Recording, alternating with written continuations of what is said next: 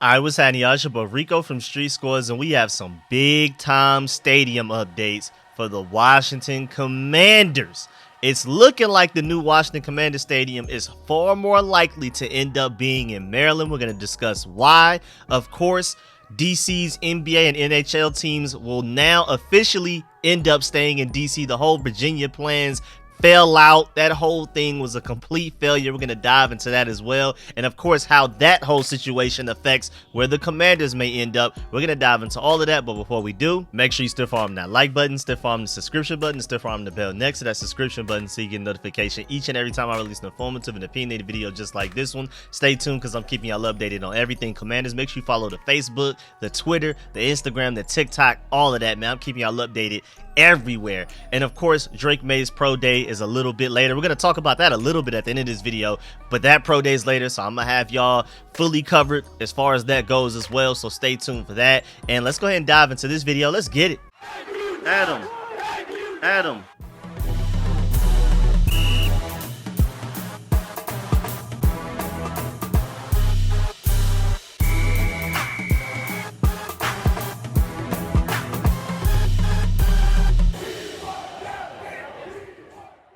Well, 105 days, y'all. Remember that number. That is all it took. The proposed new arena to take the Wizards and the Capitals to Potomac Yard is no longer happening. It is officially dead. And remember, on July 9th, 1992, Redskins owner Jack Kent Cooke announced he was building a new stadium at Potomac Yard, and that proposal died on October 14th, 1992. That was 97 days back then. I don't know what it is with Virginia, specifically Potomac Yard, but it's not looking good right now. Maybe it's cursed, I don't know. But honestly, this has to be incredibly frustrating for people that are owning these teams, that have anything to do with these teams, any decision makers, guys like Josh Harris, Magic Johnson, Jason Wright, Mitchell Rales, all of those guys. This has to be incredibly frustrating how even just things that don't even directly concern them are affecting what decisions they will be making. But just a full rundown real quick on what happened. Alexandria, Virginia officials ended negotiations with project leaders behind a proposed move of the Washington Wizards and Capitals to the Potomac Yard neighborhood following weeks of pushback from residents, lawmakers, and labor unions, according to a statement released Wednesday. And I was practicing that word Potomac. My mom taught me how to say it the right way. I got y'all. No more Potomac. You know what I'm saying? I fixed it. But continuing with the article, despite months of negotiations with planners from Monumental Sports and Entertainment and JBG Smith, the city said negotiators could not reach an agreement that would protect the city's financial interests and its community values. Now, DC Mayor Muriel Bowser and Monumental CEO Ted Leonsis, I hope that's how you pronounce that, signed a $515 million deal to renovate Capital One Arena and keep the NBA and NHL teams in downtown DC until 2050. 2050? That's a commitment, man. That's a big time commitment. So it sounds like we will not have to worry about the Wizards or Nationals playing anywhere else other than DC for a very long time. And shouts out to Scott Abraham because I completely agree with his breakdown. He said this was such a miscalculated move by Ted and Monumental Sports. He said repeatedly he was not using Washington, D.C. as leverage to move the Capitals and Wizards to Potomac Yard. And then Ted went all in on a new arena there, and this is just a straight up PR disaster. Completely agree. Shouts out to Michael Phillips for this as well. That's a heck of a lot of self-inflicted damage for Ted just to end up right back where he started. I mean, it is crazy. This is a very, very bad look for him. And shouts out to Ben Standig for this one as well. With the Monumental Virginia deal crumbling, I asked Josh Harris yesterday what he thought of the arena talk. And Josh Harris said, quote, "Obviously, we're super focused on that, but Monumental Sports owner Ted and Monumental Sports are doing what they think is the right thing for their franchise. We're certainly watching it and looking at it and learning from it. But there's not a lot we can do to affect that process, so we're a little bit removed from it. But clearly what happens there could have implications, so we're following it and we wish them well." So Josh Harris sees everything. He's acknowledged everything. He's like, yeah, that's crazy. We're going to kind of steer clear, but we're also going to monitor it because then maybe there's a chance that we want to potentially try to go there. Maybe. We're not ruling out anything yet, but it definitely looks like that's by far the least likely option right there at this point. And Grant Paulson and Disco brought up some great points on Twitter about this whole situation. Grant Paulson said some thoughts on the Caps and Wizards staying in DC. Number one, good for the neighborhood and businesses around the area. Losing the teams would have been a devastating blow.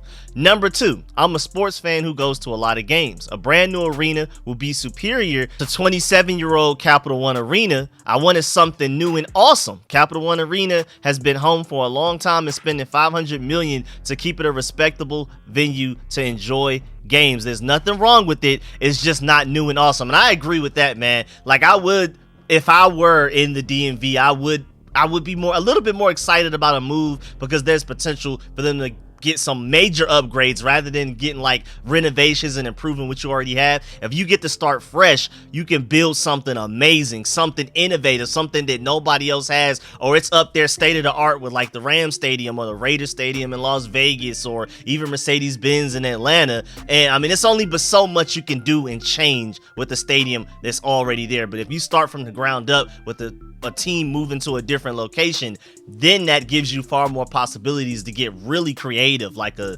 dome that can open up and things like that, specifically for football, dome wise. But I agree with Grant Paulson that like a move, though it could have some negatives to it, it's still very exciting at the very least. Even if it's not the most logical, it's exciting. Moving on to his third point, never been anti an area in DC. I want the Commanders at the RFK site. I'm just one of those crazy people who wants a new incredible arena and stadium to go to. There's very little space in DC, so I'm chasing space and the ability to have like a cool town center where there's land and it can just even be a lot of stuff going on even outside of just the stadium itself. There could be like a whole shopping district built around it and things like that. I'm completely with that. I hope the Commanders look to do something like that. Number four, I've got amazing memories at Capital One Arena and look forward to making more. So then there's the positive. There's the, well, since it's going to end up staying here, that's the reason that it could be good because it is home. It feels like home and there's memories that we have there. And then number five, the fact that there was never a vote on this in Virginia because one senator said so will always be annoying. I completely agree with that. And then again, you also have my boy Disco who provided a sixth point and said the DC teams have to be good. Owner can't afford for both teams to be down with all of this chaos going on, and I agree with that as well. But also, now moving on to my points, most importantly for Commanders fans, because personally, I'm not a Wizards or a Capitals fan, this makes it far less likely that the Commanders return to DC, to RFK, anywhere in DC really at all now, at this point. Now, before we dive into why, remember, we still have a long time before any final decisions are made. We will be at the Commanders Field. Remember, FedEx backed out of their contract, so it's no longer FedEx Field, it's the Commanders Field. But basically, we'll be playing in Landover, Maryland until at least 2027, just to give y'all the heads up. So you never know. Things can change. Virginia could try to dive back into this. DC could try to find a way to get ahead of Maryland right now. But right now, Maryland is clearly in front. Things are not looking good for the chances of the Burgundy and Gold getting a new stadium in DC at all right now. Now, first of all, Virginia won't have a new governor until 2026. So, of course, Josh Harrison Company probably want to go ahead and get some things rolling with this new stadium before then. They may not be willing to wait till 2026 to see if they even can reach an agreement with the potential new governor that Virginia may end up having or something like that. So they may want to get the ball rolling way sooner than that. And so Virginia may be out of the running just from that just alone. And then on top of that, after how all of this went down and how everything fell apart the way that it did, I highly doubt Virginia is in contention. Because honestly, even with the Wizards and Capitals now staying in DC until 2050, I still feel like DC has more of a chance than Virginia at this point. Because this was a lot, man. A lot just went down. Now, don't get me wrong.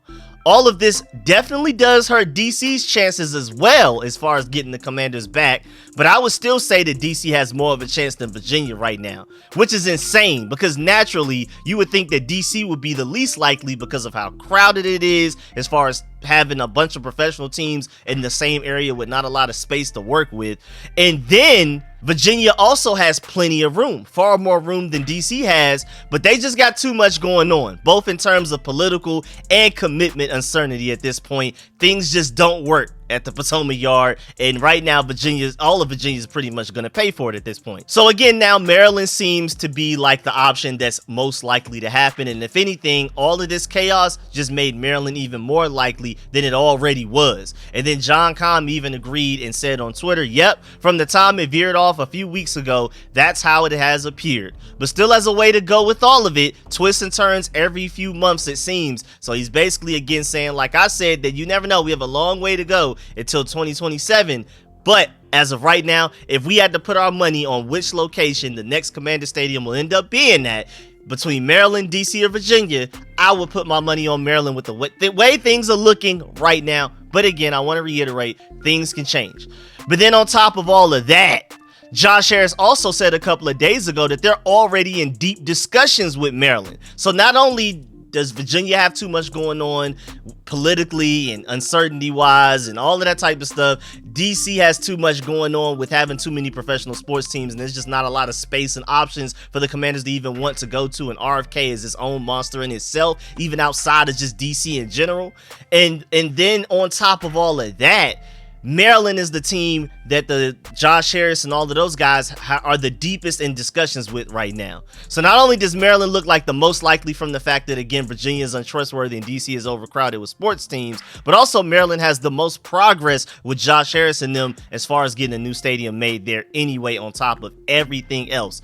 Also, I mean, since Maryland looks like the most likely option, why is Maryland potentially a good option? Well, first of all, Disco brings up good points. He said on Twitter, Maryland already has $400 million on the table for infrastructure, plus the governor is pushing very hard for it. He really wants it. Ever since Dan Snyder's left and Josh Harris came in, and that whole group of people with Mitchell Rales, Magic Johnson, all of those guys, everybody did a complete 180. We went from Dan Snyder being our owner and nobody wanted the Commanders' next stadium. I mean, we were about to start having to look at Delaware, it was looking like at a certain point. I'm not gonna lie, I'm joking, but it was crazy. And then as soon as Josh Harris buys the team, suddenly Maryland, DC, and Virginia are fighting over us rather than us having to knock on their doors and hit them up and see will anybody pick up or anybody will answer. Now it's the opposite, and now we have all of the leverage. Everybody wants us rather than us trying to fight to get them. But at the same time, Maryland's governor is like the one probably arguably going the hardest for it right now. He's not playing. Remember after Josh Harris bought the team in training camps, we had different governors from different states and places trying to pull up and show their face and let it be known that they want the stadium. Like, that was a complete 180. I don't remember anybody ever doing that when Dan Snyder was the owner. Also, going back to Disco's tweet, the current site has a lot of potential that you can build a new stadium there and play there at the same time.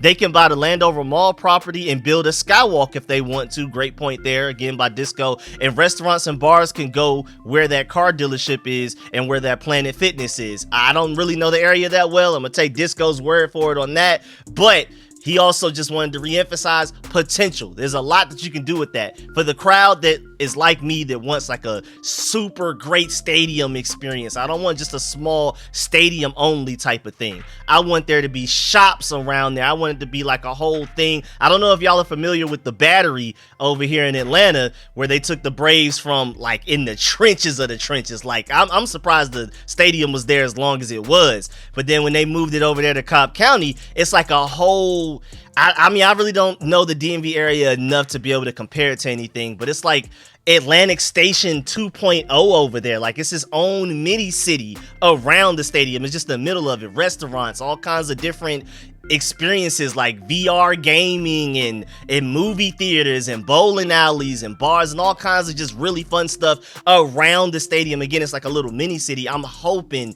that the Commanders do the same thing wherever they end up, whether it's DC, Maryland, Virginia. But of course, DC has the least amount of space, so that's more likely to happen potentially in Maryland, because again, Virginia just looks like they're out of the running with how this whole thing collapsed. I know I keep saying it over and over again, but boy, Virginia, whoo, boy, I feel sorry for y'all fans, man. We're gonna talk about that soon. But man, so I'm with Grant Paulson. I'm with a lot of people out there. If y'all are like me, that y'all want like not even just a stadium, but a stadium experience, I mean, hey, go ahead and build another zoo or aquarium next to it if you want to. You know what I'm saying? Show out. Do something that nobody else has ever done. That's what I'm hoping in a new stadium. But of course, me being from Atlanta, living in Atlanta and all of those type of things, I always want to keep emphasizing that I feel like my opinion should not weigh as much as those of y'all who are in the DMV that has to deal with the commute, the traffic, and all of that. I'm just letting y'all know what I would prefer as an outsider that has to take a plane and fly there no matter where it is. But again, I just want to keep emphasizing that I feel like y'all votes, most of y'all watching this video, should count and have a larger weight to it and more of an impact than mine does. But I'm always just gonna let y'all know what I like. And then also, even though I always hear about people complaining about the commute and the traffic, another advantage to it staying in Maryland is that it's just comfortable, like, because that's where it's been for so long. And even though I feel sorry for Virginia, Burgundy, and Gold fans because it staying in Maryland is like the furthest location possible for y'all, but there is a certain level of simplicity and comfort with just no dramatic change at all. People have their routes memorized, their ETAs down to a science and things like that. That was not a great reason. I'm just trying to dig and find as many potential good reasons as possible. That should not be a priority at all. The fact that it's comfortable, the fact that it's something safe, is familiar, but that is an advantage that maybe Josh Harris and those guys will consider, just to let you know. And again, for DC's fans, this is good for them to be able to keep their basketball and hockey teams. I mean, that's cool, but now the football team is less likely to be there. And so now I pose the question to y'all, is it worth it? Shouts out to @WeWantDallas, because he did a survey on Twitter that ended up having 131 votes so far that I've seen. And he said, would you prefer Caps and Wizards in DC with Commanders in Maryland or Virginia? Or would you prefer the Commanders in DC and then the Caps and Wizards in Virginia? And 71% of people picked the second answer, Commanders in DC, Caps and Wizards in Virginia. But sadly, that looks like that's what's not going to happen. So it seems like it wasn't worth it. I know a lot of people are happy that the Capitals and Wizards are potentially staying in DC specifically for that, if you just isolate that alone. But now that that potentially makes the Commanders less likely to end up in DC, it kind of feels like it's not worth it from the temperature that I'm seeing around Commanders Nation right now. And again, I want to say that I do feel sorry for Virginia fans, because this is really bad for y'all. They went from potentially having all three teams in Virginia just a couple of months ago. It looked like it was pretty likely. And the basketball and the hockey team were literally supposed to be on their way. They went from three teams to neither, to zero, so fast, from just one big failure on just the political side of things. So I really do feel sorry for Virginia fans in this. I just felt like I need to take some time to let y'all know that that is crazy and y'all deserve better. But Josh Harris also has some other interesting things to say as far as like the potential stadium and this whole situation going on. First of all, he said, quote, "It's a complicated decision. All I know is that I want to end up with a stadium where the players feel that 13th man, the noise," unquote. So he definitely, I'm really happy that he's trying to create an environment where it feels like it's just super loud, like how when you play the Seahawks in Seattle and they cause false starts penalties, they cause delay of games and things like that because the crowd is so loud. They completely affect the game as a home field advantage. I'm definitely happy that he's trying to create that same atmosphere with the next stadium, because it's really hard to do that with FedEx Field, especially with all of the losing that we've done. Now, granted, maybe if we can start winning these next couple of years, maybe we can start to get that even before the new stadium. But I'm hoping the new stadium is designed specifically, even just infrastructure wise, to literally just create as much noise as possible. Like literally bring in like engineers and scientists that literally design the stadium in a certain shape to where noise just gets reverberated everywhere and it never leaves, it just stays, and the noise gets funneled somehow down to the field directly where to the opposing quarterback is at. Like I'm hoping they go that deep into it, type of thing. And even though Josh Harris said that they are in the furthest discussions with building a new stadium in Maryland so far, he did say that they are still pursuing the possibility of having a site at RFK. So he did want to emphasize that. Do not give up on DC. I'm just saying that it's less likely now. But don't give up on DC at all. And then also, he has some other random interesting notes, like kind of overall from like his press conference and the media availability that he had a couple of days ago. And some of the major things he said was he does have site plans across 3 jurisdictions right now. So he's keeping all options open. Again, deep discussion with Maryland. So that's the furthest right now. We're closest to Maryland. Still pursuing the possibility of a site at RFK. And as far as the Caps and Wizards situation, again, he said that he's looking at it and learning from it. So he's basically like, all right, whatever they just dealt with, we're not going to deal with. So if that means cutting Virginia off completely, then so be it. But now moving on outside of stadium talk, just a quick update before I get up out of here, because I'm trying to hurry up and get this video edited and out to y'all before this even happens. But just to give you the heads up, Drake Maye's pro day is at 3:30 p.m. and Albert Breer gave us the update yesterday evening. The Commanders coach Dan Quinn, GM Adam Peters, offensive coordinator Cliff Kingsbury will all meet with North Carolina quarterback Drake Maye this morning. Like, I'm pretty sure it's already happened. It happened earlier today before Maye goes out and throws for scouts at his pro day, which again will be at 3:30 p.m. Washington, like a lot of other teams, is coming from Baton Rouge. So remember, everybody was just in Louisiana with Jayden Daniels. I'm pretty sure we had dinner with him last night. And then now they're about to go into breakfast. Well, they had breakfast with Drake Maye this morning and then his pro day. So I don't know if y'all have really thought about it like this, like taking a step back. But dating back to yesterday afternoon, this 48-hour span is huge for the Commanders right now. Jayden Daniels pro day yesterday afternoon, then dinner last night, I'm assuming, then breakfast with Drake Maye this morning, and then Drake Maye pro day at 3:30 p.m. This 48-hour span may change a lot, and they may come away with knowing exactly who they want to draft number 2 overall after tonight.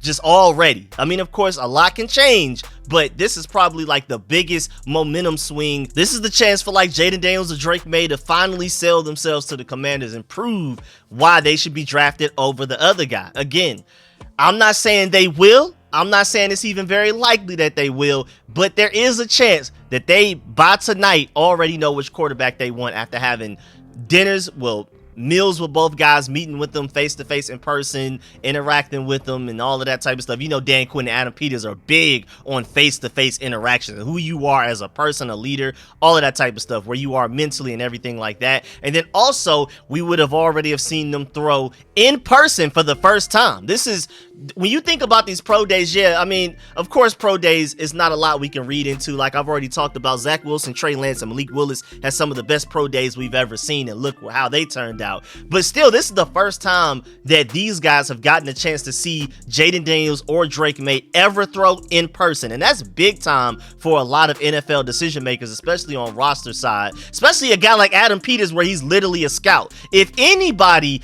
feels like I gotta see this guy throw in person before I'm comfortable with drafting him, it's a guy like Adam Peters that literally has a scouting background and worked his way up literally from a scout to now a general manager. He's literally the football guy. You have Lance Newmark that's more of like the scouting guy as well, but he has some analytics to him. Eugene Shin is purely analytics. Dan Quinn, head coach, football guy, and all of that type of stuff, but came up as a coach.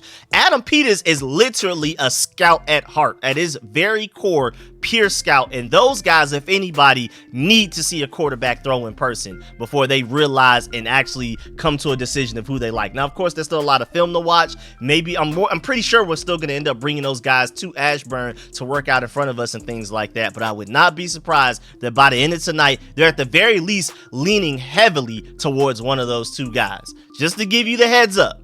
And then also the Patriots will meet with UNC quarterback Drake Maye ahead of his pro day. So they did that this morning. And the Patriots are going to have 9 guys present for Drake Maye's pro day. They seem to be going all in on Drake Maye, man. They seem to particularly like Drake Maye, maybe more than Jayden Daniels. They had 8 guys at LSU's pro day. They have 9 at Drake Maye. So we'll see if that actually is enough to conclude the fact that they really just prefer Drake Maye over Jayden Daniels. Or maybe that just happened to be circumstance. Who knows? But I just thought that was pretty interesting. Also, before we get up out of here, shouts out to my boy Resh Manuel for pointing this out too, man. You know, Mr. Did You Know Fat Guy.